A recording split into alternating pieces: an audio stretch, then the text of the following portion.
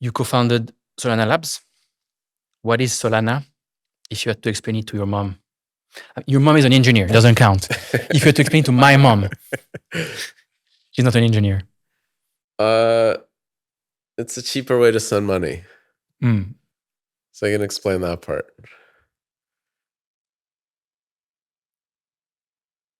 Or if she is from Eastern Europe, then you can say it's money that the government can't steal from you. That's another way you can explain it. One of the biggest arguments of the Solana detractors is that it's a casino chain, and that without meme coins, Solana is nothing. We just talked about Solana Mobile. What are some of the other big things being built on Solana that you're proud of and that have a solid traction? Yeah, deepen. So this is like kind of again, people totally discounted this and thought it was dumb. And this is something that I focused on. I think uniquely out of most crypto ecosystems, I don't think anyone really paid attention to deepen. But maybe because again, I spent a career in embedded systems and hardware, it just seems so obvious. So Helium is a really prime example. There's also XNet. And both of these projects are working on building a decentralized 5G carrier. So it's why could a 5G carrier even succeed is very much related to physics. So like 4G towers have like a 30, 40 kilometer range. 5G towers have like a 300, 400 meter range. So it's dramatically smaller. You need a much wider deployment of these things. And to go build a tower for like a big company like Verizon, it's a lot more work than for a user, like somebody at home that's like, I'm going to get this 5G cell, stick it in my apartment, just put the antenna out the window, and now I'm providing coverage. So there is this like opportunity to crowdfund stuff in the hardware space that's really kind of hard to for big companies to compete simply because they're slower. So as soon as I actually interviewed at Helium, ironically enough, well, before Dropbox, it was like one of the companies that I thought joining. One of their CTO, Mark, was somebody that I worked with at Qualcomm for like a long time. Super brilliant guy.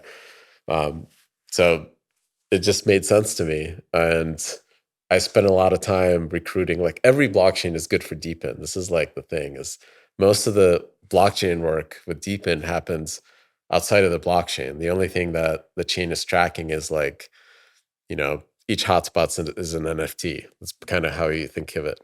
Um, so getting these folks on board just took them convincing that A, you don't need to build your own chain. This is what I can go spend all my time on. And two, I think what you're doing is really freaking cool. That was it. And it's awesome to see. I think Helium's at like 300,000 users now, like users that are using cellular network competing with Verizon basically. XNet is another one that's in that space. Another one is called Hive Mapper. So if you ever used Google Street View, like all the camera, kind of those cars that take pictures of all the roads and stuff and cameras, they actually built a decentralized version of that. I think they're at like 20 or 25% of the world's roads covered. And their fidelity, like their data is actually in some cases like 200 times faster than Google. Um, so because they built these cameras that are designed for taking these photos, they give them to drivers that are, the Uber driver, the whatever, the Dasher, whoever else. And there's all these apps exist globally now. It's really, really cool. They stick them on their scooter and their car, and they're constantly getting you an updated version of the street as they're doing their job and receiving tokens. And Google can't build that out. They can't build that fleet out, which is, I think, unique and cool. Um, and like if you paid cash for this is kind of, I think, the difference. Like why Deepin works is if you just gave people money, the dollar value themselves would be kind of insignificant to excite somebody to do it. But getting a token is like is more fun and kind of feels more invested into the ecosystem. when people say that Solana is just for meme coins, do you have the same? I mean, it's kind of like this.